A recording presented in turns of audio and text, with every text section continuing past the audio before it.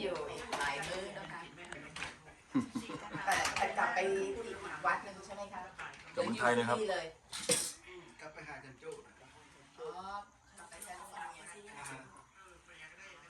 แต่เดี๋ยวอาจารย์โจ้ก็กลับมาอีกไม่ใช่เหรอคะ วันศุกร์ก็จะมา